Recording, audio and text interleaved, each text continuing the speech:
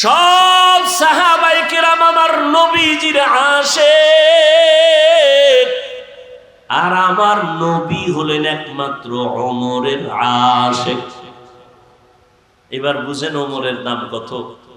সেই ওমরের সাথে অনেকে রাগ কইরা 20 রাকাত তারাবি পড়ে না। ওমরের সাথে রাগ করছে, ওমরের মানি না তো কারে মানো? কয় মুহাম্মদের মানি।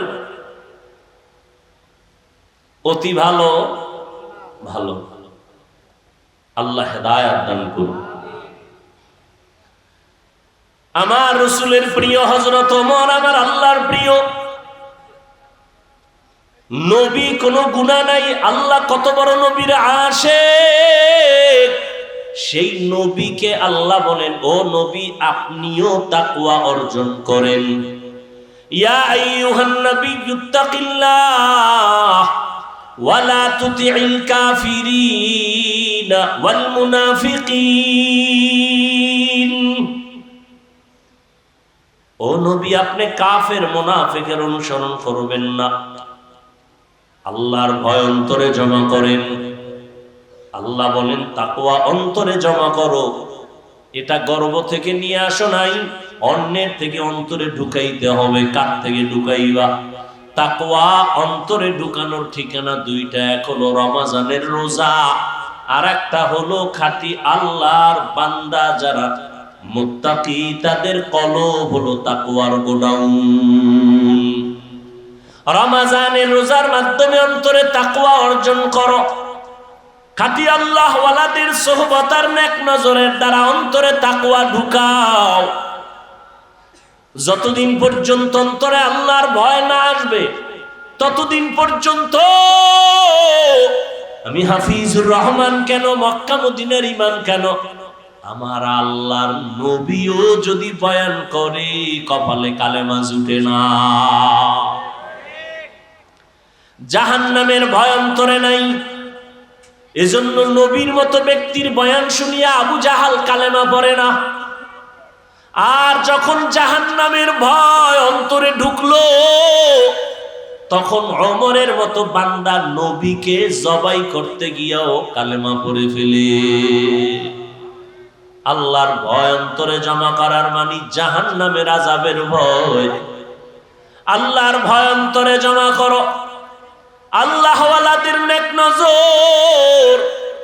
লিকুল্লি শাইইন মা'দিনুন মা'দিনুত তাকওয়া কুলুবুল আরিফিন। প্রত্যেকটা ভালো জিনিসের একটা গোডাউন আছে, তাকওয়া অর্জন করার গোডাউন হলো আল্লাহ ওয়ালা যারা ওলিয়া উলিয়া আহলুল্লাহ উলামায়ে আহলে হক যারা, এদের অন্তর হলো তাকওয়ার গোডাউন।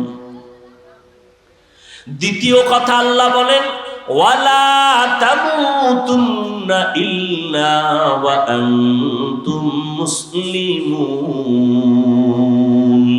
মুসলমান না হইয়া তোমরা কবরে আসবা না। কথাটা বেঈমানকে বললে হইতো, এই বেঈমানেরা মুসলমান হইয়া মরবি, কিন্তু কথাটা বলছেন মুমিনেরে, ও মুমিনেরা মুসলমান হইয়া কবরে আসো।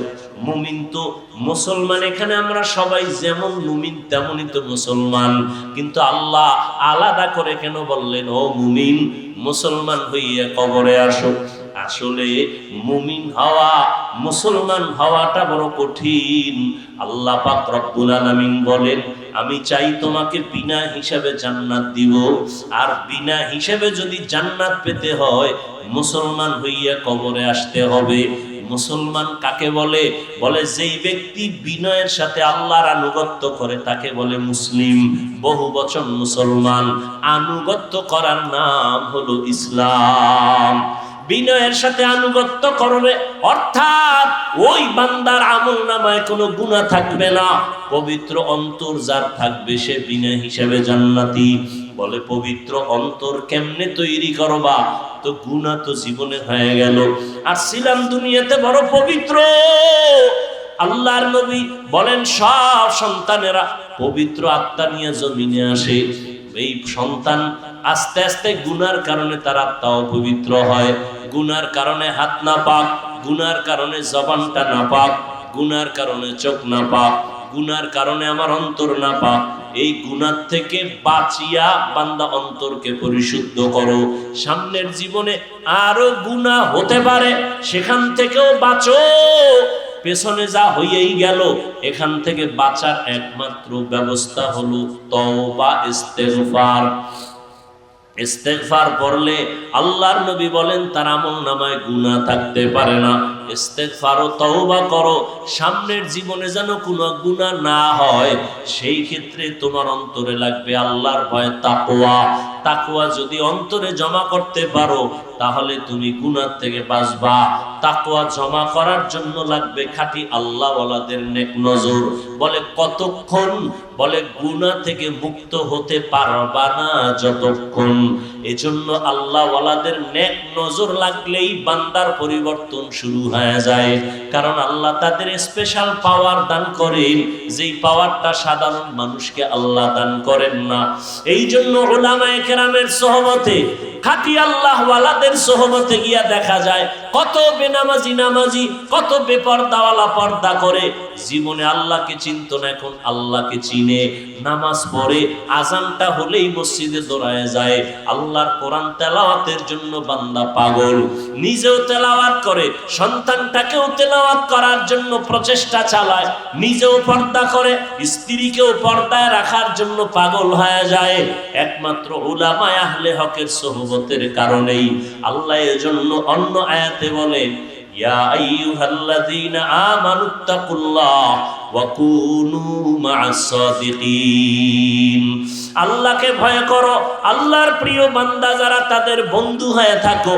এরে নবীর আশিক উম্মতের দল, ও যুবক, আজকে তাকায়া দেখো তোমার মতো কত যুবক স্কুলে পড়ে, কলেজে পড়ে, চাকরি করে, ব্যবসা করে, 5 ওয়াক্ত নামাজ পড়ে আছে না নাই? জীবনে মাদ্রাসায় পড়ে নাই, এরপরও নামাজ ছাড়ে না। বিষয়টা কি? কলেজে গিয়া কি নামাজের প্রশিক্ষণ দিছে? কয় না। স্কুলে কি নামাজের ট্রেনিং হয়? কয় হয় না। তো নামাজ পড়ে কেন? বলে এর সাথে কোরআনওয়ালার সম্পর্ক আছে, উলামায়ে আহলে হকের সম্পর্ক আছে, দাওয়াত ও তাবলীগের সম্পর্ক আছে। এই জন্য ছেলেটা কলেজে পড়িয়াও নামাজ ছাড়ে না, স্কুলে পড়িয়াও নামাজ ছাড়ে না। ও যুবক, মনটাকে বুঝাও। ড্রাইভারি করে, রাস্তায় গাড়ি চালায় যুবক, আজান হলে নামাজে দাঁড়ায় যায়। নিজের একটু বুঝাও, তুমি কেন পারবা না? তোমার মতো যুবক সন্তান মাছ ধরে, কৃষি কাজ করে, শ্রমিকের কাজ করে, চাকরি করে, ব্যবসা করে, নামাজ ছাড়ে না, তুমি কেন পারবা না? আল্লাহর কাছে তওবা করো। হতভাগার পক্ষে বুঝি চলে গেলা, এখনো সময় আছে, তওবা করে নাও। পেছনের গুনাহ থেকে ইস্তেগফার পড়ো, আল্লাহকে বলো, হে মালিক, জীবনে তো শয়তানের ধোকায় পড়ে, নফসের ধোকায় গুনাহ করেছি, কত নামাজ ছাড়লাম, কত বেপরদায় চললাম। আজকে থেকে তৈরি হয়ে গেলাম, আর নামাজ ছাড়বো না, বেপরদায় চলবো না। মা বাবার দোয়া নিয়া, উলামায়ে কেরামের পরামর্শ নিয়া 5 ওয়াক্ত নামাজ পড়বো, আর কোনোদিন দাড়ির মধ্যে অস্ত্র লাগাইব না। আল্লাহর কাছে বান্দা যদি খাঁটি ভাবে বলতে পারে তওবার নিয়তে, আল্লাহর নবী বলেন, বান্দা হাজারো লাখো গুনাহ যদি করে, আল্লাহ মুহূর্তে মাফ করে দিবেন। জানি না কার অন্তর নরম হবে, তওবার দরজায় ফিরে আসবে। যাদের কপাল ভালো, আল্লাহর কাছে যারা খাঁটি মনে তওবার নিয়ত করবে, আল্লাহ দরজা খুলে দিবেন। হেদায়াতের মালিক আল্লাহ। ও আল্লাহর বান্দারা, এখনো যদি অন্তর তৈরি হয়, তাকওয়া অন্তরে ঢুকাইয়া উলামায়ে কেরামের পরামর্শ নিয়ে চলবে, এমন নিয়তটা যদি অন্তরে করা যায়, মনে মনে আল্লাহকে বলেন, হে আল্লাহ, হায়াতের মালিক আপনি, ইজ্জতের মালিক আপনি, রিজিকের মালিক আপনি, আর জীবনে নামাজ ছাড়বো না, বেপরদায় চলবো না, আর দাড়ি কাটবো না। মা বাবার দোয়া নিয়া, উলামায়ে কেরামের পরামর্শ নিয়া আমরা নামাজ পড়বো, নবীর তরিকায় চলবো। আল্লাহ আমাদের খাঁটি তওবা করার তৌফিক দান করেন, আমিন। অথচ সারা দুনিয়ার কোন বেঈমানের ঘরে আব্দুর রহমান নামে কোনো ছেলে নেই। সারা দুনিয়ার বিধর্মীদের ঘরে রহিমা নামের কোনো মেয়ে। আমরা কেন এত বেহায়া বেলাজা? যে আমরা মুসলমানের ঘরে ঘরে বেঈমানের নাম, কোরআন হাদিসে কি ইসলামের নামে টান পড়ছে? কেন রাখেন না? আল্লাহ এমনি শান্তি দিবে, আল্লাহ আপনার কাছে ঠেকা। অথচ সহিহ হাদিসে আল্লাহ রসুল বলেন কিয়ামতের দিন একটা মানুষকে শুধু নামের বরকতে নাজাত দিয়ে দিবে। সন্তানের নাম সাগর, হৃদয়, নদী, খাল বিলটা বাদ আছে মনে হয়, খাল বিল, মানে এর থেকে নির্লজ্জতার কিছুই হতে পারে না। এজন্য ১৫০০ বছর আগে রসুল বলে গেছেন লা ঈমানা লিমান লা হায়া আলা, যাদের লজ্জা নাই ওদের ঈমানই নেই। এগুলো কেন হচ্ছে? শুধু লজ্জা নাই। আগের দিন, আগে বলতে কি ৫০ বছর আগে আমরা দেখছি, আমাদের বয়স আর কত, বাচ্চা হলে মুরব্বীরা আলেমের কাছে যাইতেন, হুজুর একটু খেজুর চিবাইয়া দেন, মিষ্টি চিবাইয়া দেন, আর বাচ্চার একটা নাম রেখে দেন। এনার হুজুর টুজুর লাগে না, মোবাইল খুইলা গুগলে ঢুকছে, হ্যাঁ গিয়ে নাম দেখে, সন্তানের নাম আছে, সব লাইন দেওয়া, সবুজ, পুতুল, হ্যাঁ সেন্টু, আরো কত কিছু আছে, বাস ওগুলো রেখে দিচ্ছে। আর কেউ কেউ চালাক আছে, ওরা ভালো একটা নাম রাখে ঠিক, কিন্তু ওটা ডাকে না। সন্তানের নাম বিপদ, বিপদ সন্তানের নাম বিপদ। একজন হইল আমার তো মহা বিপদ।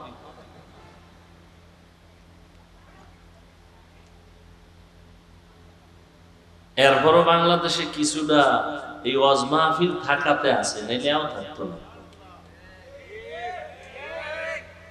এখন এই ওয়াজ মাহফিলও বন্ধ করার জন্য ষড়যন্ত্র চলতেছে।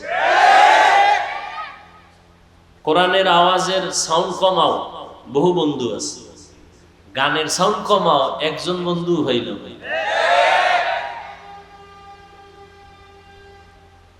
এজন্য কাকে আপনি দোষ দিবেন? সব আওয়ামদের উপরে দোষটা চাপাই দিলে হবে না, নিজের ঘাড়েও কিছু দোষ নেওয়া দরকার, নিজের ঘাড়েও। আল্লাহ আমাদের সব ভাইকে হেদায়েত দান করুন।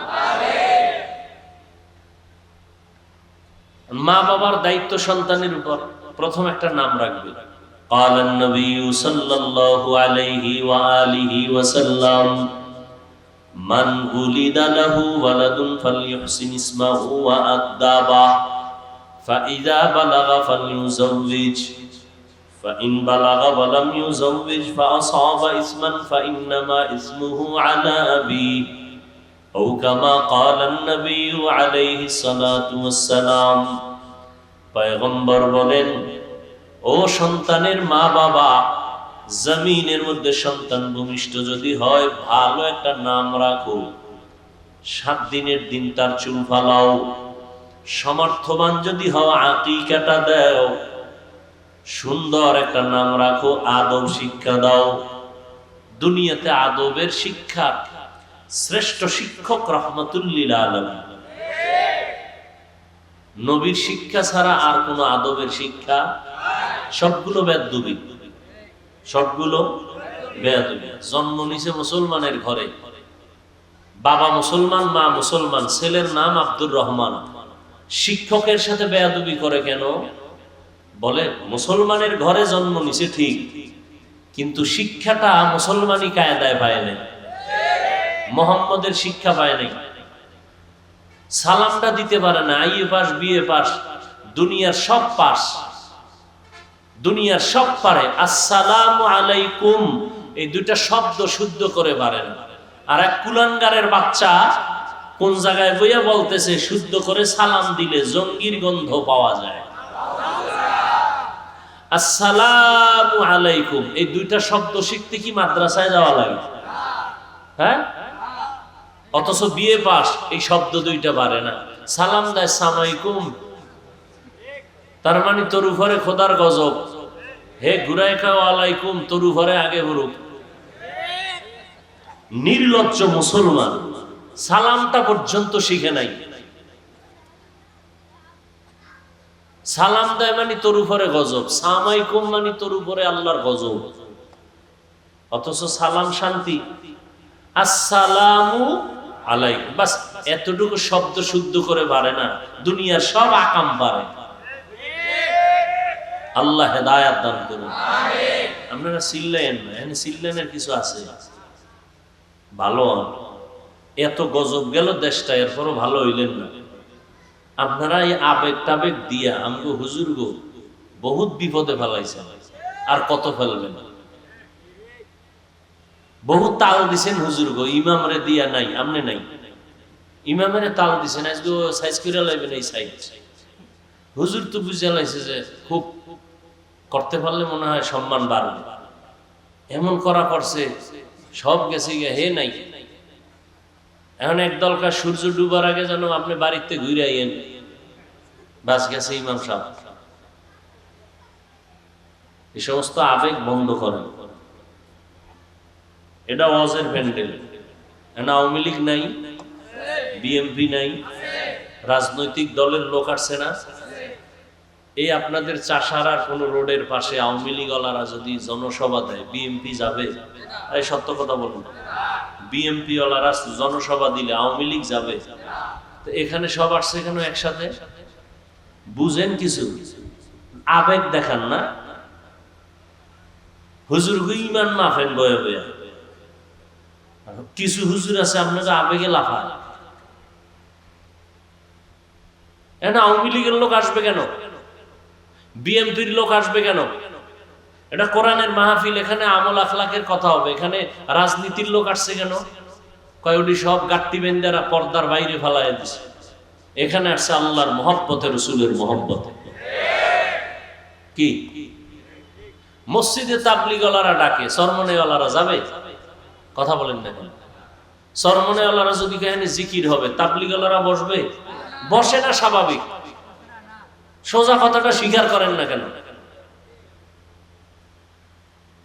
এখানে সবাই আসছে, তাবলিগের লোক নাই, চরমনের লোক নাই, উজানির লোক নাই, গাঞ্জা করো, বেনামাজিও, বেপর্দাওয়ালা, পিছনে আমারে কাফের বলে সেও আছে। বুঝতে হবে এটা, এটা রাজনীতির মঞ্চ না, এই জন্য আসছে। এটা রাজনীতির মঞ্চ, রাজনীতির বক্তা, এই রাজনীতির মঞ্চ না, এই জন্য আসছে। আমি যদি রাজনীতি করতে মনে চায় প্রচলিত, তাহলে রাজনীতির আলাদা মঞ্চ আছে না? কি নাস্তিকদের মঞ্চ আছে, নাস্তিকদের বিরুদ্ধে জ্বালাময়ী ভাষণ দেওয়ার হুজুরগো মঞ্চ আছে না? কথা বলেন না কেন? রাজনীতি করতে চাইলে হুজুরগো মঞ্চে যাও। খেলাফত আন্দোলন, খেলাফত মজলিস, ইসলামী আন্দোলন, জামায়াত, অভাব নাই, ওখানে গিয়ে চিৎকার দাও। সরকার 12 ঘন্টার মধ্যে লাল বাতি জ্বালায় দিন। কি কথা বলেন না কেন? এটা রাজনীতির মঞ্চ। রাজনীতির মঞ্চে রাজনীতির আলাপ।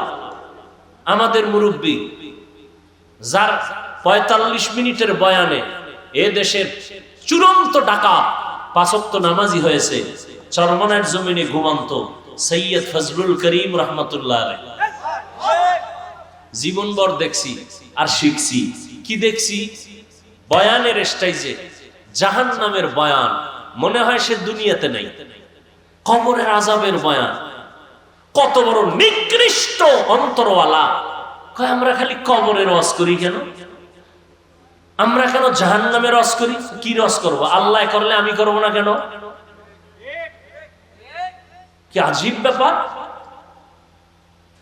আমার রসুলের যুগে আলাদা কোনো রাজনৈতিক পার্লামেন্ট ছিল না। যেখানে ইমামতি করতেন ওটাই ছিল রাষ্ট্র পরিচালনার মঞ্চ। মসজিদেই ইমামত, মসজিদের মাধ্যমেই খেলাফত। কথা বুঝেন নাই? আর এখন মঞ্চ আলাদা হয়ে গেছে না? আজকে যদি বলি আমি আজকে এখানে রাজনৈতিক বয়ান করব, চরমনের হুজুর আসবে, অমুক আসবে, তাহলে এখানে সবাইকে আসবে? বলেন, সত্য কথাটা বলেন, আসবে? সহজ কথাটা কেন বুঝেন না?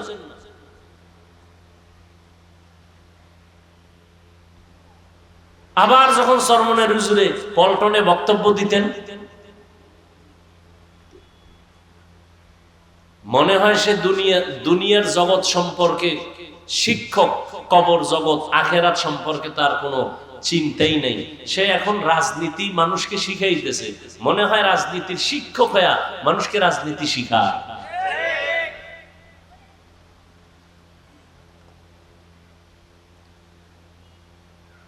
থানায় আসামি ধরিয়া নিয়ে পুলিশে পিটাচ্ছে, কোনো কাম দেয় না, হুদা চিৎকার দেয়, চোখে পানি নেই। আর ওয়াজের প্যান্ডেলে একজন আল্লাহওয়ালা বয়ান করতেছেন, 200 হাত দূরে বসে একটা যুবক চিৎকার করতেছে, কাঁদতেছে, ওরে মারলো কে?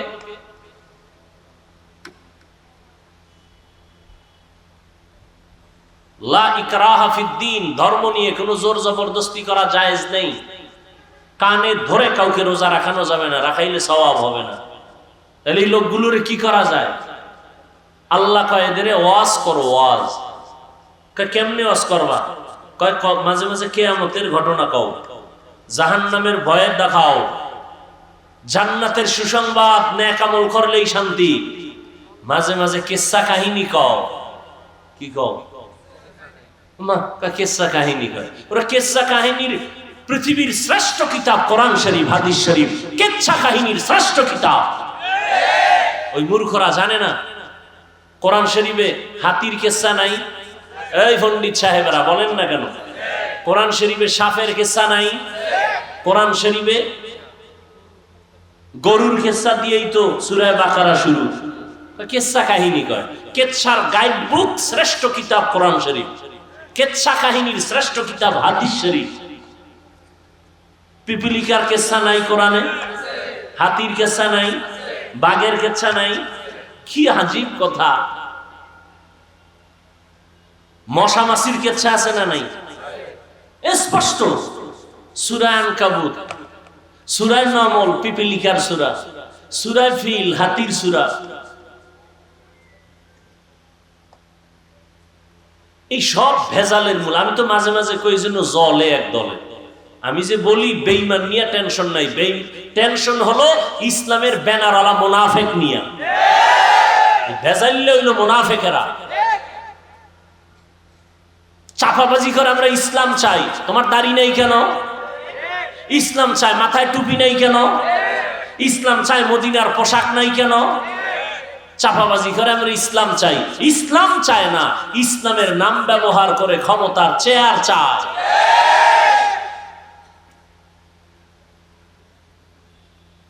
আল্লাহ হেদায়াত দান করুন।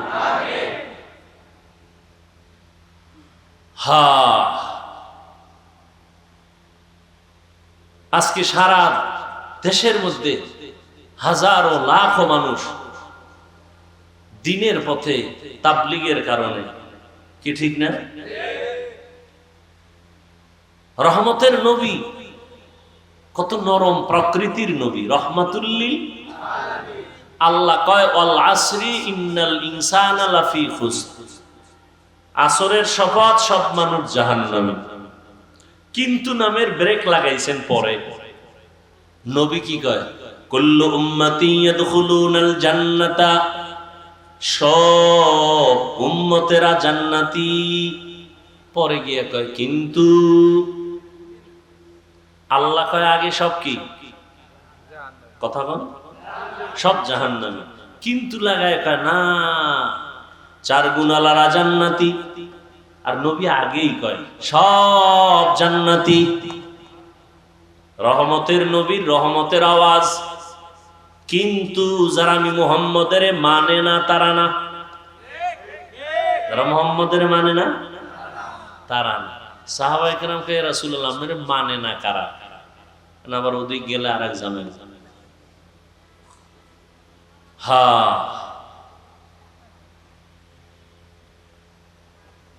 আল্লাহ আমাদের হেদায়াত দান করুন।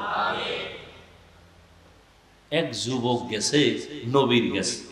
কোথায়? এই কথাটা সেদিন এক জায়গায় মনে হয় বলছিলাম। নবীজির কাছে গিয়া কয় ইয়া রাসূলুল্লাহ, একটা পাপের অনুমতির জন্য। কিসের? বুঝেননি আমার কথা? বুঝেন কিসের অনুমতি? আচ্ছা চিন্তা করেন তো, দোজাহানের সরদার, তার কাছে সাহাবায়ে কেরাম বসা, কষ্টি পাথর সব। এই যুবক গিয়ে আমি একটা পাপ করব, অনুমতি চাই। কি পাপ? জেনা করব। কি করবে? আচ্ছা, আমার দ্বারা যদি এরকম কেউ ওই রাস্তায় একজনে ধরছে, কই যাও?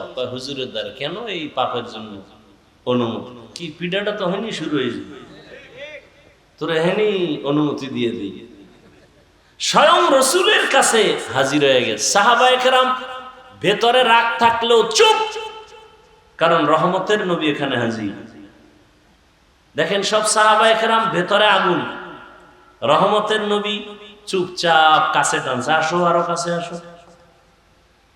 নবী এসে এবার কাছে, মাথায় হাত দিয়া, গলায় হাত দিয়া, একটা মহাব্বতের আলিঙ্গন দিয়ে এবার কয়, তুমি জিনা করবা? কহ কার সাথে? তোমার বোনের সাথে? সি সি সি সি নবী, কি বল, কেউ করে? ও তাহলে তোমার আম্মুর সাথে? নাউযুবিল্লাহ। নবীজি কি বলে? আচ্ছা আচ্ছা, করবা না? না কখনো। ও তা তোমার চাচি? বলে না নবী, তার চাচির সাথে। তোমার ফুফি? কানা। তোমার খালা?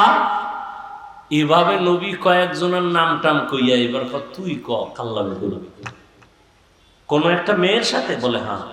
সেই মেয়েটাও তো কারো না কারো বোন, কারো না কারো মাও হতে পারে। রহমতের নবীর নরম কথা ভিতরে ঢুকে গেছে। যুবক কাইয়া রাসূলুল্লাহ মাফ করে দেন, তওবা করায় দেন, জিন্দেগিতে আর এই গুনার কাছেও যাব না।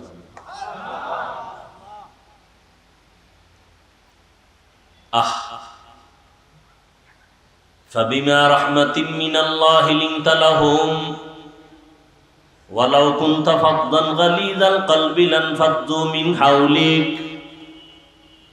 ও নবী, আপনার অন্তর খুব নরম। যদি কঠোর হইতো তাহলে সব ভেঙে যাইতো, ভেঙে। কিন্তু নরম, এতটাই নরম যে আপনার কথা শুনে দুশ্মনও বন্ধু হয়ে যায়। লা তামুদ্দান্না আইনাইকা ইলা মা মাত্তা'না বিহি আজওয়াজাম মিনহুম ওয়া লা তাহজান আলাইহিম ওয়াখফিজ জানাহাকা লিল মুমিনিন। নবীরে কয়, আপনি মুমিনদের বেলায় ডানা মেইলা বিছায়া দেন, ডানা বিছায়া দেন, সবাই যেন আইসা জাগা পায়, হিংসার বিন্দু কোনো যেন আশ না থাকে। ডানা বিছায়া দেন মুমিনের জন্য। এই জন্য মাত্র 13 বছর পৃথিবীর নিকৃষ্ট জাতি মক্কার মানুষ, ইতিহাসের পৃষ্ঠায় নিকৃষ্ট মানুষ মক্কার মানুষ, চূড়ান্ত লম্পট আর চরিত্রহীন এই মানুষগুলোকে মাত্র 13 বছরে এতটাই দামি বানাইলেন যে আল্লাহ লিস্টি দিয়া জিব্রাইলকে কয়, রসুলকে বলো এই লিস্টিতে যাদের নাম আছে এরা বিনা হিসাবে জান্নাতি। কয় বছরের ব্যবধান? মাত্র 13 বছর। রহমতের নবীর আদর্শ আচরণ, জীবনে কোনোদিন গালি দেন নাই, হাজারো গালি শুনছেন, কোনোদিন জবাব দেন নাই।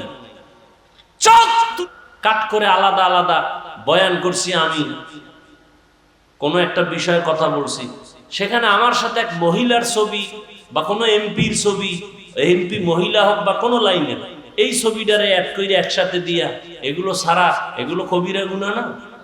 এটা সওয়াব না গুনাহ? কেন করো তোমরা এই গুনার কাজ? দেখো, হালাল পটটাকে তোমাদের চালাকির কারণে হারাম হয়ে যাইতেছে। পটটা হালাল তুমি করে নিলেই হয়, একটু চালাকি করছো, এখন তোমার জন্য এটা হারাম হয়ে গেল। আর এই হারাম টাকা তোমার মাইয়া বলারে খাওয়াও, তোমার লজ্জা করে না? মানুষের কি বয়ান করো? হালাল রাস্তাটাকে তুমি চালাকি করে হারাম বানাইতেছো। তোমার মধ্যে জাহান্নামের ভয় নাই, মরণের ভয় নাই। তুমি চিন্তা করবা যে আমি সওয়াবের নিয়তে করি, উম্মত আলেমদের বয়ান শুনবে, দিনের পথে আসবে। এতে যদি 5 টাকা হয়, ওই 5 টাকা আল্লাহ 5 লাখ টাকার বরকত দিবে। এই বিশ্বাস নিয়ে কাজ করো। এ অনেকের দাড়ি নেই, ওই সামনে থেকে এই চিন্তাই, সব চিন্তা করে এই চিন্তা করতে বাদ দিয়ে দিন, সব নামাজ ঠিক মতো পড়ে না। আমি তো একটা কিছু লাইন করছিলাম যে হেডিও আমার কথা শুনে না, সব বাদ দিয়ে দাও। নামাজ নেই, খালি ধান্দা করে থাকো, তো নামাজ টামাজ না পড়লে জব কে দিন? আল্লাহ একটা রাস্তা খুলে দিছে, রিজিকের মালিককে আল্লাহ রাস্তা খুলে দিছে, এটাকে আল্লাহর মোহাব্বত নিয়ে কাজ করো। এই রাস্তা তো আছে, তুমি কেন এটাকে বন্ধ করে তুমি মন মতো নামাজ নাই, মা বাবার খেদমত নাই, ওলামায়ে কেরামদের বরদোয়া নিয়ে চললে তো তোমার জিন্দেগি বরবাদ, তোমার ভবিষ্যৎ প্রজন্ম সন্তান, তোমার পরিবার সব ধ্বংস করে গেল, তুমি একা। আল্লাহ হেদায়েত দান করুন। আমার বয়ান যারা কাট করে ছাড়ে, আমি সবাইকেই বলি সবার ওলামায়ে কেরামের পুরা বয়ান দিবা, এরপরে যদি কাট করে ছাড়ে এদিন একেবারে ভালো করে তদন্ত করে দিবা, ওরে সবার সামনে এখান থেকে উঠে দিবে। এরপরে যদি না তো তবু সব ফিরে বিদায় সালাম, আর আমার রেকর্ড দরকার নেই। এমনি ভয় লাগতেছে বাংলাদেশে ওয়াজমজ থাকবে না, ওই বিদেশে গেলে এরকম এই ছোট্ট হল রুমে তাও মাইক ওই বক্স দিয়ে ওয়াজ করে। আমগো কারণে এই ফাইজলামির কারণে চালাকির কারণে এই ওয়াজ বন্ধ হয়ে যায়। এজন্য সরকার দায়ী না, বেঈমান দায়ী না, মুনাফিকেরা দায়ী, মুনাফিক দায়ী।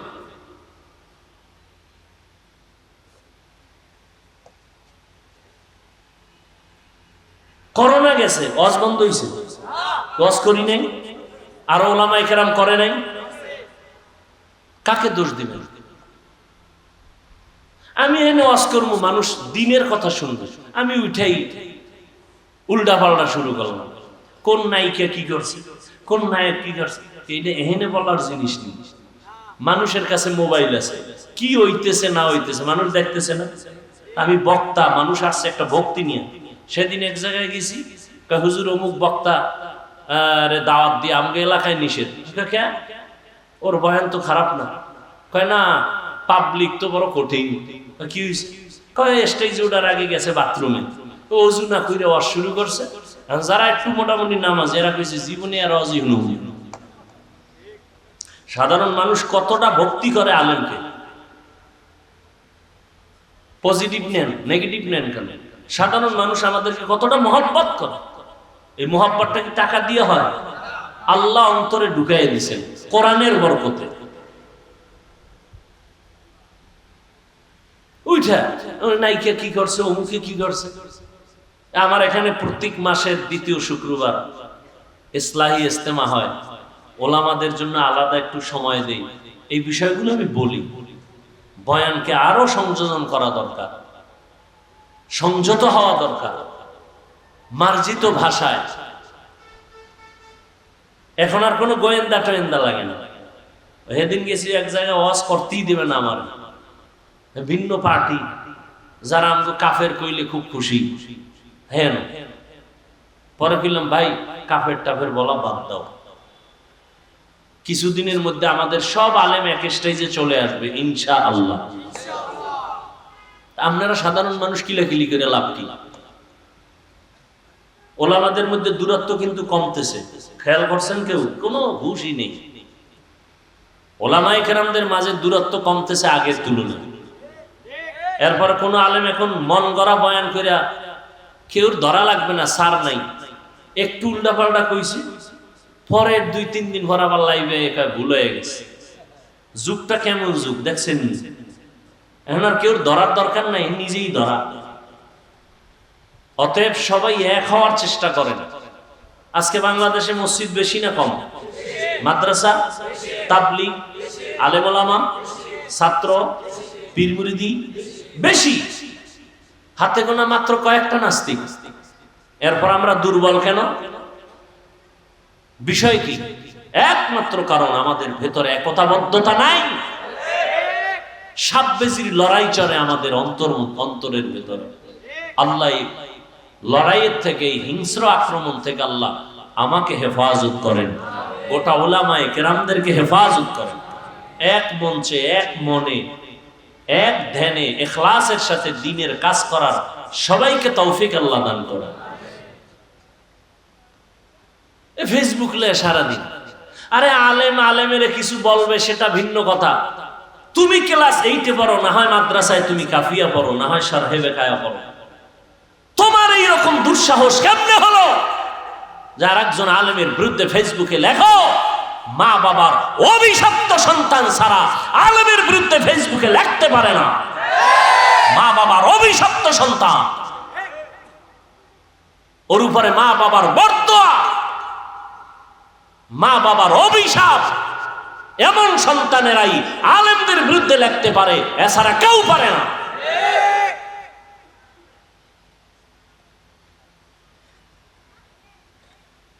আল্লাহ হেদায়াত দান করুন। আল্লাহ আমাকে হেদায়াত দান করুন, আপনাদেরকেও হেদায়াত দান করুন। আল্লাহ পাক মুমিনকে বললেন, ও মুমিন, আমি আল্লাহ তোমাদেরকে বিনা হিসাবে জান্নাত দিতে চাই। আমরা চাইনি? চাইনি? হিসাব দিয়া না হিসাব ছাড়া? আল্লাহ বলেন তাহলে কাজ করা লাগবে দুইটা। এক নাম্বার, আমাকে ভয় করো। ভয় করার মতো বলে কেমনে? হক আদায় করে। এই আয়াত যখন অবতীর্ণ হয়, সাহাবায়ে কেরাম বেকারার হয়ে গেলেন, ইয়া রাসূলুল্লাহ, আল্লাহ কত বড়, তার হক আমরা বান্দা কিভাবে আদায় করব? এটা অসম্ভব। নবীও চিন্তায় পড়ে গেলেন। আল্লাহ রাব্বুল আলামিন জিব্রাইলকে পাঠাইলেন আয়াত নিয়ে, ও জিব্রাইল, নবীকে সান্ত্বনার বাণী শুনাইয়া দাও। ইত্তাকিল্লাহা মাসতাতা'তুম, আল্লাহকে ভয় করো সাধ্য মতো। হক আদায় করে ভয় করার প্রয়োজন নাই, সাধ্য মতো আল্লাহকে ভয় করো। সাহাবায়ে কেরাম আশ্বস্ত হলেন, হ্যাঁ, সাধ্য মতো আল্লাহকে ভয় করাটা সম্ভব। আল্লাহর হক আদায় করে কারো দ্বারা ভয় করাটা সম্ভব না। এই ভয়ের নাম তাকওয়া। যিনি আল্লাহকে ভয় করবেন তার নাম মুত্তাকি। ভয়টা থাকার জায়গার নাম হলো অন্তর। তবে এটা চিরসত্য, এই ভয় তাকওয়া জন্মগতভাবে কেউ নিয়ে আসেন, এটা অর্জন করতে হয়। এজন্য আল্লাহ বলেন, এইটা অর্জন করার জন্য কোরআনে বারবার তাকিদ দিলেন, কারণ এটা এমন একটা পুঁজির নাম, আল্লাহর কাছে সর্বোচ্চ সম্মানিত হওয়ার জন্য যত রাস্তা আছে সর্বশ্রেষ্ঠ রাস্তা হলো তাকওয়া। ইন্না আকরামাকুম ইনদাল্লাহি আতকাকুম।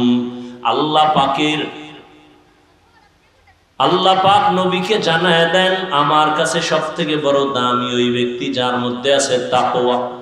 রহমতের নবী আমার, যেই নবীর এত গুণগান, যেই নবীর এত শান, যে নবীর কোনো গুনাহ নাই, কেউ যদি সন্দেহ করে তার ঈমান চলে যাবে।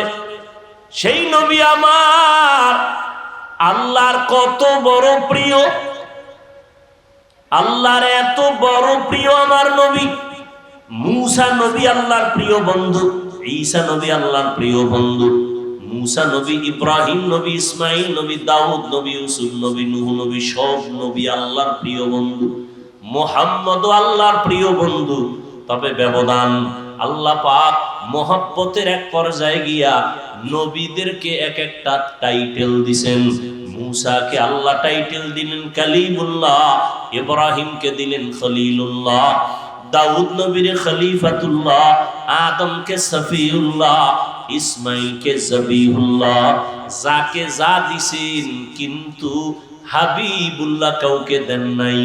হাবিবুল্লাহ রিজার্ভ রাখছেন রাহমাতুল লিল আলামিনের জন্য। সব নবীরা, রাসূল যারা, সব আমার আল্লাহ পাকের আশিক। আর একমাত্র আল্লাহ হলেন রহমতের নবী মুহাম্মদের আশিক। সব নবী রাসূল কার আশিক? আরে কথা হয় না। আল্লাহ কার আশিক? নবীর আশিক। ঠিক তেমনি ভাবে